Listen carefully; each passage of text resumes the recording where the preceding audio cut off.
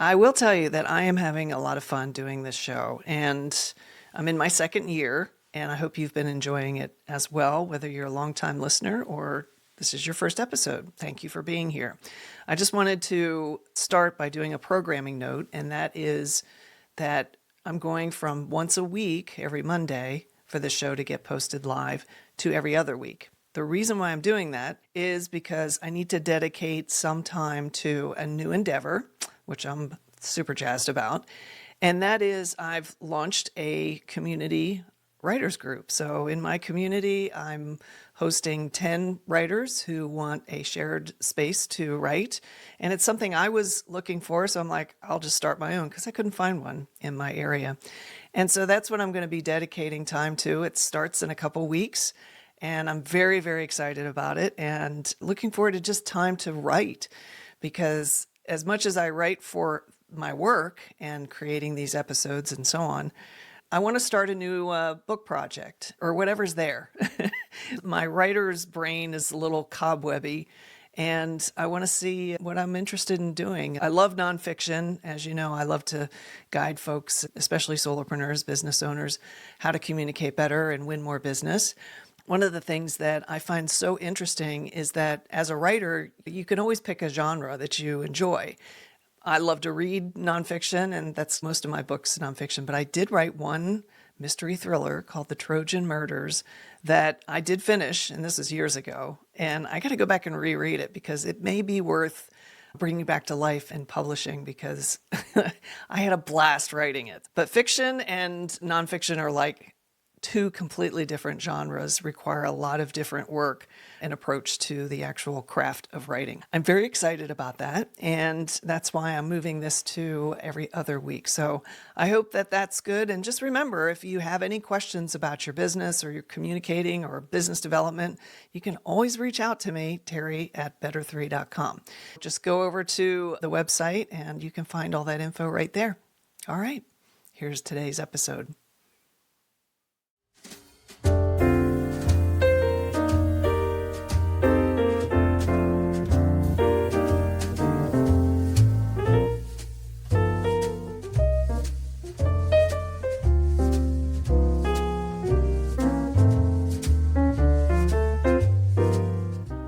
Welcome to My Solopreneur Life. I'm Terry Pappy, your gracious host, and I am so glad you're here. I have a wonderful episode for you. Sit back, relax, and let's have some real talk about what it is to be a solopreneur. This episode is about how to improve your pitches as a solopreneur. So when you have an opportunity to get on a call or meet someone in person, and they could be a potential client for you. In other words, they fit a lot of the criteria.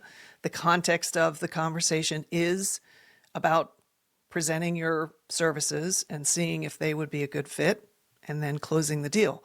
Ideally, we'd be able to do that 24/7 while we're sleeping. Well, we'd be too busy probably to be a solopreneur at that point. But what I've noticed, and I love pulling examples of my experience through my business and people I talk to, especially other solopreneurs, and how they struggle with their prospecting and getting into a sales conversation with a potential client. And this isn't really about lead generation or marketing or, how to get those warm leads or any of that. It's about once you get past that and you get an appointment and you're sitting across from a prospect that you're pretty excited about and you would love to work with them and they have the budget and all those things. And this isn't going to be a sales conversation per se. It's about one very specific behavior, and it's behavior, not a tactic. What I've seen people do a lot, and I'm in a new networking group and it's all about creating referrals for other participants.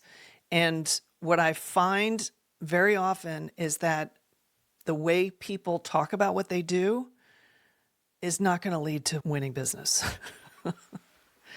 So what I mean by that is this is just, it's such a simple concept, but yet it's one of the hardest things for a solopreneur to get, because a lot of us are new to being a solopreneur, to having to sell our services. when in fact we always had either somebody else bringing that work to us if we were in corporate, or we just didn't really deal with it in a job. We had a task, we had a role, and we just did that thing. Well, now when you're out in the solopreneur world, you are the sales team, you're the marketing team, you're the service delivery team, and you're the CEO and business owner. So owner operators have a lot of hats to wear, as we all know, as solopreneurs. And we have to choose the ones that we're really skilled at before we start looking at farming things out. And that's a different episode. How to get people to help you in areas that you're not so great at. Let me talk about some of these experiences I've had. In this networking group, I spoke with a very smart, creative inventor. I mean, I want to say inventor because he's in technology. And the services that they offered are quite involved. And it's about developing apps and technology solutions for leveraging AI for their clients. And as he was explaining what they did, it was a lot of information about their process and the technology. It was also a lot about their culture and their team. He was very proud of the culture he created in his company. And he didn't really go into a lot of detail about the clients that would be good referrals for him, which was the context of this conversation that I had with him. I started asking him questions about his ideal, like, give me an example of a big client win. What were they struggling with? Where were they deficient? Where did you see the opening to offer assistance? When did you identify, like, oh, they would be a great client for us? Like, we could definitely solve that problem. And so he walked me through two client examples. One was more of a technology. It was kind of nebulous to describe, and I won't go into the details because I want to respect the confidentiality that he shared with me. But the other one was for a company that manufactured a device that was going to solve a very important problem for a very specific group of people. So it was incredibly tangible, and it was a great story, and I loved every minute of it. And he was preparing a presentation for this particular networking group that he was going to be giving, and he was basically walking me through it as a way to show me what he did. And this is when I asked him to give examples of some client situations where he came in and what did he do and what were their struggles. I said, well, one idea is for you to start with that story. Instead of going right into talking about your business or your technology or your process or whatever, your culture, why don't you try talking about one of your clients? Not necessarily like you're giving a case study, but tell a story. And so I acquainted him with the model of storytelling, which is Joseph Campbell's hero's journey, and to make it more personal, like how did it impact you? And what I was trying to do was to get him away from talking about himself and his technology and talking about his ideal client by using an example and telling a story, because that's going to resonate with people more than trying to remember, okay, how do they do their widget, or what is their service, or what kind of technology, or what's their process? It's a lot easier to help somebody refer your business or to sell if you make it about who you're talking to. And this is one of the reasons why I love qualitative research in my business. No matter who I'm talking to, I want to know, what is their story? Where are they struggling? What preferences do they have? Where are their fears? What are they concerned about in their business? What are some of the challenges in the marketplace? I ask them all kinds of questions. I ask them what they've done to date. How has it worked? So I conduct an inquiry in every sales context that I get into, even when I'm talking to someone who's basically just trying to get me to be a referral source for them, like these people in this particular networking group. He was very gracious, and he took my suggestion and he ran with it. And he did a presentation where he started with that story. And then after that, he kind of went into the culture and some of the other things. But what was really powerful about his presentation, and everybody loved it, was because he told a story and he made it about his prospect. He made it about his client. And that's what I want you to do. That's what this episode is all about. Essentially, what I'm trying to do is to help you wow every prospect, even if it's someone that may be more of an influencer or someone who can refer you, by talking about them, making it about them, and not going into your process. Because very often solopreneurs, once they leave the corporate environment or whatever their job was, where they had resources, where they had other people selling for them, they have to go and sell themselves. Essentially, unless you hire a sales team, but then you're not a solopreneur necessarily. But what you want to do, and remember, this is not about marketing, it's about the sales conversation. And this one adjustment of making it about that prospect versus making it all about your process, how you approach your work, I mean, everything that you do, this is the problem. Solopreneurs are a little deficient, especially when they just start out. I know I was. Believe me, I didn't really master this until just a few years ago, but they're very deficient in the confidence area from the standpoint of selling, having a sales conversation. When you're not feeling super confident about how to have a sales conversation, regardless of whether you've done sales training or not, and hopefully, even if you have, it's helped you with this approach, which is not running scripts, not taking them through the Sandler submarines, building rapport, establishing budget, which those things are pragmatic and helpful. You don't want to be wasting your time talking to somebody who has no budget or no decision-making authority, but that's getting into sales. What I want to focus on is the content and how you present yourself. Now, when a prospect asks you what you do and wants to understand, in other words, what they're doing is they're trying to pull from you enough information so they can make a decision whether or not you can help them. And you're making them think a lot and do a lot of mental heavy lifting by trying to understand your technology, your process, whatever it is that you're putting in front of them that explains what you do. Why this is a trap door is because you are making them work too hard to understand if you're a fit for them as far as solving their problem. All they want to know is they don't care about the engine under the hood. They don't care that it's a Ferrari engine and it has all these fancy upgrades. They want to know, will that car get me from point A to point B? And that's what you have to remember. You have to remember that all they care about is themselves. And so if you make the conversation about them by asking them questions, is probably one of the easiest ways to do it, is probing, to really get an understanding of where their pain is. And don't let them just skirt along the surface as far as being general. Well, we struggle with sales. Well, what do you mean you struggle with sales? Well, what happens is our guys are just not closing. They get a good prospect that's a warm lead and then they don't close. Well, walk me through where that's happening. Like, is it in the first call? Are they not following up? What are some of the things that they're doing?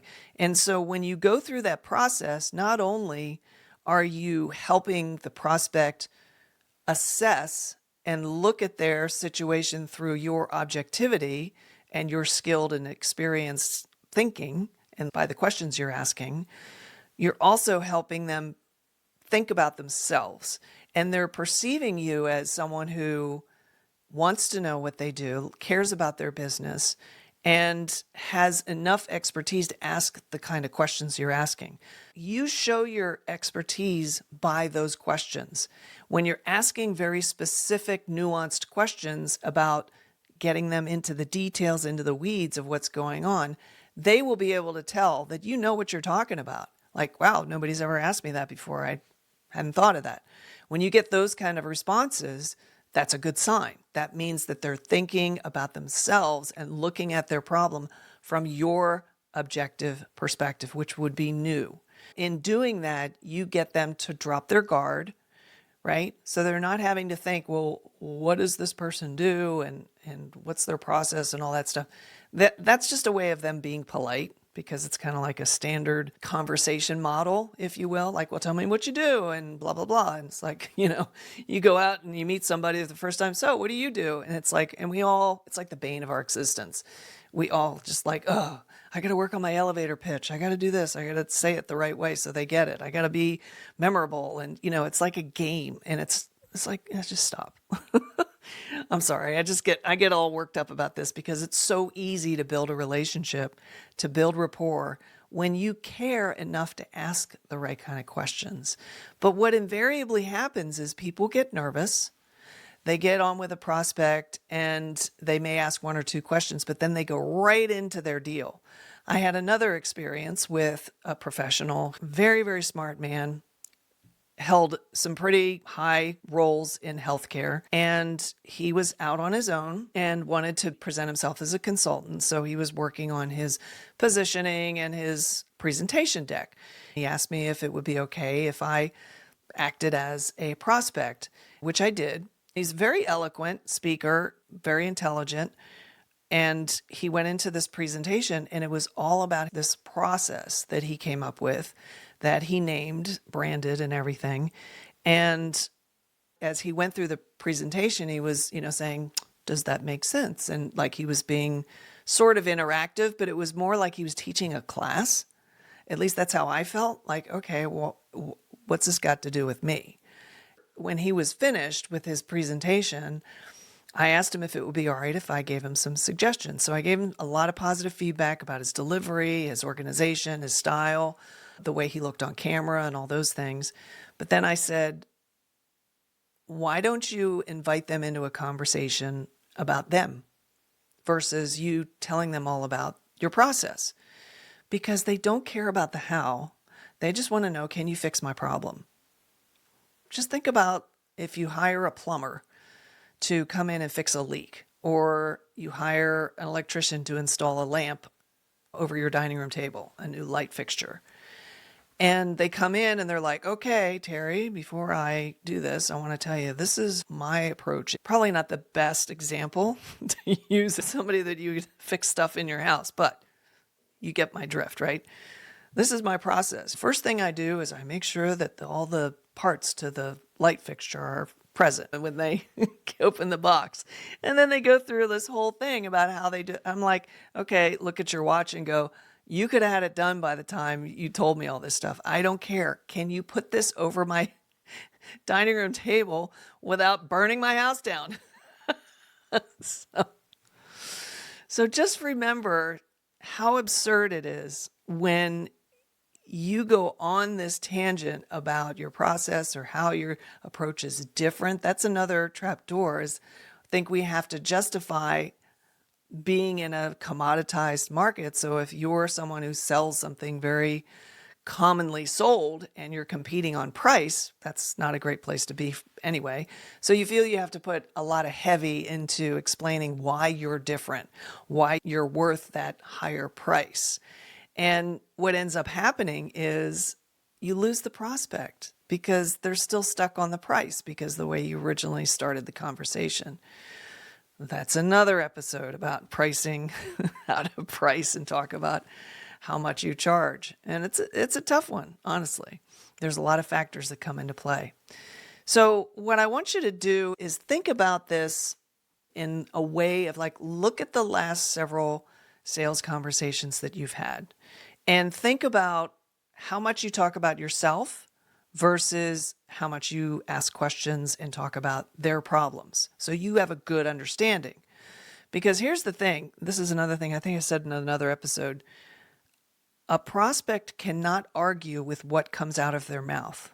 So if they are answering questions and talking about their problem and talking about their problem and talking about their problem and all the symptoms around their problem, right? And you repeat that back to them, it sounds like you're having a problem with X, Y, and Z. What are you going to do if you can't fix that? And just get them really present to how much pain they're in or how much risk they're being exposed to by not addressing the problem, which is, again, more of a sales technique. But because you're asking those questions, they're going to get there a lot faster. You're not going to have to work as hard to prove your value on this call. The low confidence, the lack of experience can all contribute to a solopreneur wanting to talk all about their process, how they do their work, what makes them different. And it's almost performative when you do something like that. That's the first part, right? Which is just watch how much you're talking about your stuff. Now, if a prospect asks you something very specific about your how, you can answer that question, even if it's a technical question. You can say, well, this is how we use a proprietary platform to deliver quality results or whatever. I'm just making this stuff up. You can answer their questions about your whatever, your business, your process, how you work. But then right after that one very quick sentence, what you want to do is you want to follow it up with a question. And then that question brings them back to where the conversation was about them. And every conversation is going to be different. That kind of puts to the side the actual conversation that you start with. So instead of talking about you, get in a conversation about asking them questions. The back end is, and I hear this from solopreneurs who think about this like they're nervous about not talking about because it's like dead air. It's like, well, what do I talk about? Right? You talk about them. Ask them those questions.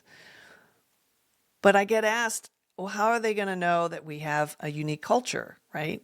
How are they going to know that A, B, and C is what makes us different? Well, that is what you prove when you deliver the service.